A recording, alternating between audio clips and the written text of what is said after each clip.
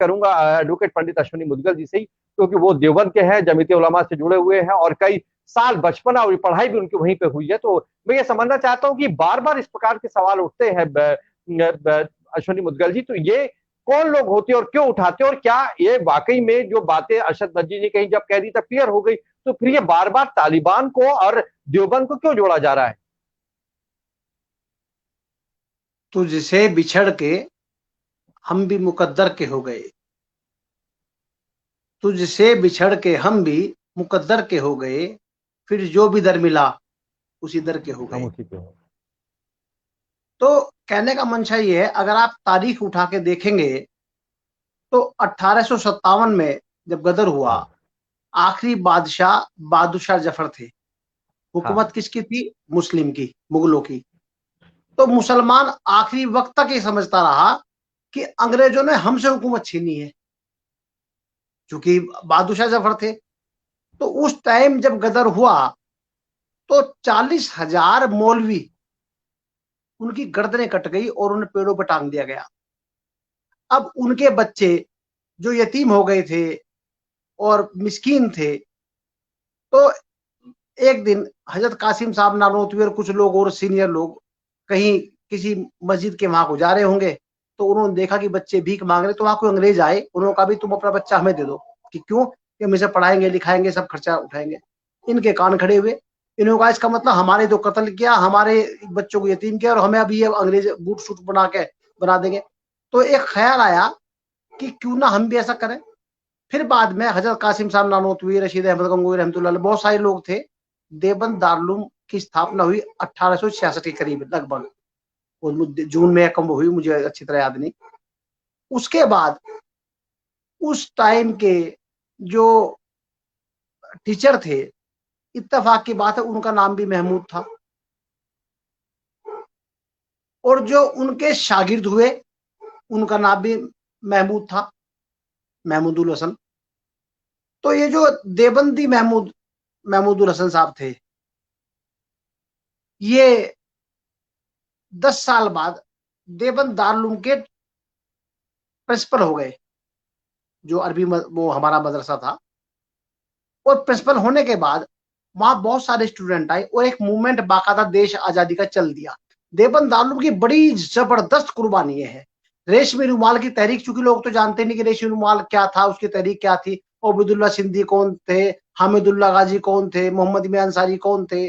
उन्हें लोगों को मुस्लिम, चूंकि मुस्लिमों का अपना मामला है कि वो बेचारे अपना प्रचार प्रसार कर ही नहीं पाते, बता ही नहीं पाते अपनी बात को, कि भाई शाहनवाज मिर्जा महमूद कौन थे, मीर नवाब का जो कौन थे। तो उसी टाइम में आप आबिदुल्ला सिंधी एक सरदार परिवार से आए थे और जो बड़े प्रभावित थे, वो दारुल में आए। उनकी और इनकी ऐसी अंडरस्टैंडिंग हुई महमूदुल हसन साहब की, इन्हें उस टाइम शेखुल हिंद, पूरे हिंदुस्तान का शेख, शेख गुरु के मायने में आता है, शेखुल हिंद का खिताब था। और दोनों गुरु चेलों का ऐसा सिस्टम बैठा कि पूरी दुनिया में तहलका इन्होंने मचा दिया। और पहले राजा अफगानिस्तान के राजा महेंद्र प्रताप सिंह को बनाया अब्दुल्ला सिंधी ने, और सरकार बनी वहां आजाद सरकार, 1919 की बात है ये, लगभग लगभग उस पीरियड में ये लोग काम कर रहे थे। तो उस जमाने में अब अब्दुल्ला सिंधी को तो मरे हुए भी 100 साल हो गए। अब उनके बच्चों के बच्चों के बच्चे जो होंगे, जो नस्ल है, वो नस्ल अपने आप को आज भी जो मोहम्मद हसन साहब थे यहाँ के, उनसे ही मुंसलिक समझती है। जैसे गुरु शिष्य परंपरा जो है, जिसे पीरी मुरीदी कहते हैं, आप अच्छी तरह समझेंगे पीरी मुरीदी क्या होती है। इसी तरीके से महमूदुल हसन साहब, जो कि उस टाइम शेखुल हिंद का खिताब जिन्हें था, उनके शागिर्द थे अब्दुल्ला सिंधी और मोहम्मद मियां अंसारी। इन लोगों ने मिलकर अफगानिस्तान बनाया था, उसी के जन्मदाता वही लोग कहलाते हैं। उन्हीं की नस्लों में से जो लोग आजाद कबीले के लोग थे, इनके खानदानी, इनके वंशज, इनकी कौम के, वो सब लोग तालिबान कहलाए। और तालिबान क्या है? असल में तालिबान स्टूडेंट को कहते हैं, तालिब इल्म जो है स्टूडेंट है, और तालिबान स्टूडेंट का बहुवचन है कि बहुत सारे स्टूडेंट, बहुत सारे तालिबान। तो उस जमाने के जो उस टाइम पे तालिबान रहे होंगे, जो देवबंद से पढ़े थे, आज भी वो अपना सिलसिला जैसे वो कौन सा देश है, वो मतलब कुछ क्या है उसे आज भी भारत वाले कहते हैं कि 7 नस्ल पहले हमारे पूर्वज यहाँ से चले गए थे, इसलिए ये हमारे उसमें से हैं। तो जब 7-7 नस्ल पहला लोग बताते तो ये तो अभी तो 2 ही 3 नस्ल हुए, ये क्यों नहीं बताने के? अगर आप देखेंगे तो आबिदुल्ला सिंधी को 1919 से 20 में तो वो गए हैं, कितना पुराना टाइम हुआ होगा भाई, 70-80 साल। तो जो उनकी हाँ नस्ल के लोग थे वो तो अपने आप को देवबंद से मुंसलिक समझते ही हैं। हाँ तो ये एक सिलसिला बेसिकली कोई वैसा रिश्ता तो नहीं है, लेकिन ये एक आत्मिक रिश्ता है। आत्मिक रिश्ते की ना कोई डेफिनेशन होती, ना कोई मर्यादा होती। अब जो गुरु शिष्य परंपरा है, उस गुरु शिष्य परंपरा में कोई धार्मिक अधिकार जो है वो तो एक आत्मिक रूप से है कि भाई फला गुरु ने फला को नाम दाम का अधिकार दे दिया, कहना वो उससे बैत है, बैत के माने उसका उत्तराधिकारी है। जो सिलसिला चलता है आप समझेंगे कि भाई ये कबीर पंथी है, ये राधा स्वामी है, ये निरंकारी है। तो इसी तरह गुरुओं का भी सिलसिला है कि भाई ये जो अब उसके बाद मौलाना हुसैन अहमद मदनी आए, वो भी माल्टा जेल में गए, वो भी उसमें नेहरू जी के साथ काम करा उन्होंने। तो ये इनके मौलाना अरशद मदनी के जो बाप थे, मौलाना हुसैन अहमद मदनी साहब, ये पूरा सिलसिला एक देशभक्ति का, देशभक्त के। ये तो दुर्भाग्य था कि 47 होना था, 1947 हुआ और मुसलमान की सारी कुर्बानी जाय हो गई इस 1947 के चक्कर में। वरना जितना बड़ा योगदान मुसलमान का रहा है, वो जो आबिदुल्ला सिंधी जिसके वंशज हैं, जो अपने आप को तालिबान बताते हैं, वो क्या वो कट्टर देश प्रेमी तो था? पूरी जिंदगी तो अंग्रेजों से लड़ते रहे, वो जेल गए, सजाएं भुगती, सजाएं काटी, काले पानी गए, माल्टा जेल में गए, कहाँ कहाँ गए, कैसे, और लड़ते लड़ते ही मर गए जिंदगी भर। उनके खानदानी वंशज है, उनके परिवार के लोग हैं। तो उस हिसाब से जो है अगर आप देखेंगे एक अंदाज जो है, जो जुनून और जो देशभक्ति का जज्बा है, देखिए ये दुनिया का दस्तूर है। जब हिंदुस्तान गुलाम था तो उस टाइम जितने लोग हमारे यहाँ मारे गए जो आज देशभक्त हैं, वो उस टाइम क्रांति मतलब आतंकवादी कहलाते थे कि भाई चंद्रशेखर आजाद जो है आतंकवादी है, भगत सिंह आतंकवादी है। इसीलिए तो महात्मा गांधी ने कह भी दिया था कि आतंकवादी मैं इनकी पैरवी नहीं करूंगा। कल का आतंकवादी जब देश आजाद होता है तो उसके बाद का देश प्रेमी और मतलब ये समझिए कि वो माना जाता है कि भाई ये हीरो है।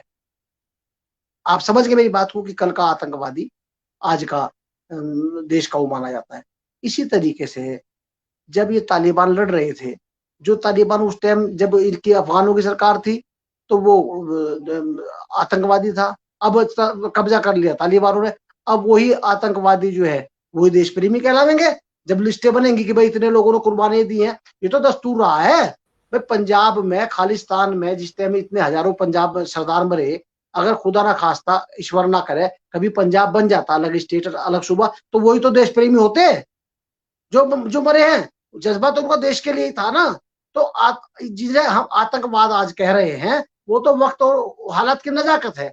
उस नजाकत को देखते हुए ये समझना चाहिए कि तालिबान जो है वो कट्टर क्यों है। वो कट्टर वो तो अपने अब देखिएगा पहले तालिबान की तो हुकूमत थी। अमेरिका ने जिसे कब्जा किया था उस टाइम तालिबान जो था शुरू में, अब दोबारा फिर वो अपने आप आ गया।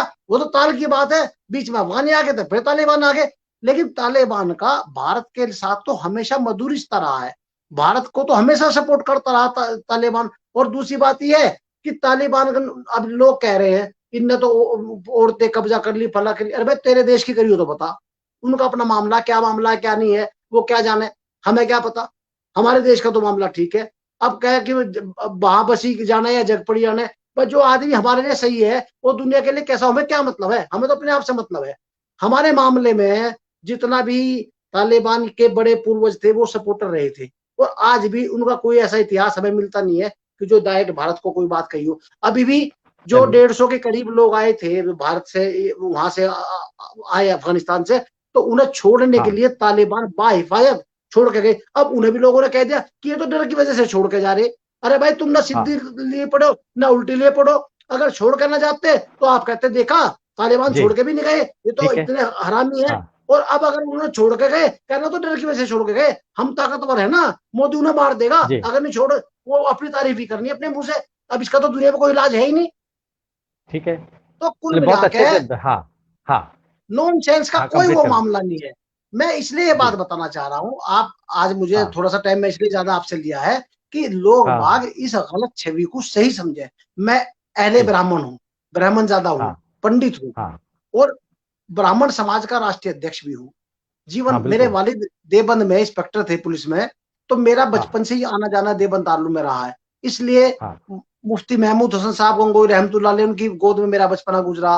मौलाना अरशद मदनी और इनके बड़े भाई मौलाना असदुद्दीन, उनकी गोद में उनकी जमातें, वो बचपन से हम आए जाया करते थे। तो जितना बारीकी से हम लोग कह सकते हैं, जब वहां सन बिल्कुल। 92 हुआ, सन 92 में, अब हम तो चूंकि उस टाइम लीडर थे, नेता थे, हमने कहा कभी को खुंदक ना निकाल ले, गोली गाली मार दे, हमारे 92 में फसाद हो गया था। हाँ, तो मेरे मामा सीओ के यहाँ थे उस टाइम, देवबंद में ही, वो उसके स्टेनो थे। तो मैं उनके यहाँ चला गया। तो मेरी माँ को जब कहा कि भाई आप इधर चले जाओ, हमारा अकेला घर पंडितों का, पठानों के बीच में है, सारे पठान थे वहां, तो हिंदू कोई था ही नहीं हमारे अलावा। मेरी माँ ने कहा मैं तो मरूंगी, कुछ भी होगी, नहीं रहूंगी।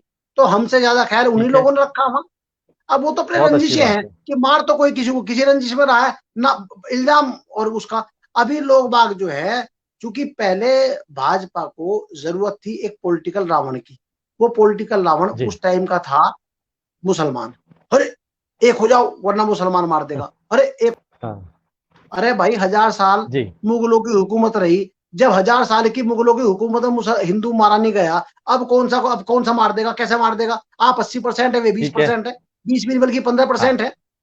तो इसलिए बात के और तथ्य को सही तरीके से कहना चाहिए। किसी पार्टी पॉलिटिक्स से चलिए। मुतासिर होकर किसी बात को कहना और देश में बदअमनी पैदा करना, मैं समझता हूं उससे बड़ा देशद्रोह कुछ हो ही नहीं सकता। वो लोग देशद्रोही हैं जो चलिए। बात को गलत तरीके से पेश करते हैं, गलत तरीके से कहते हैं। और मैं ऐसे लोगों की घोर भर्त्सना करता हूं। मैं इस तरह के लोगों के लिए ये सुझाव देता ठीक हूं है। कि अगर देश है हाँ। तो हम हैं, और देश ही नहीं तो हम कहां रहेंगे।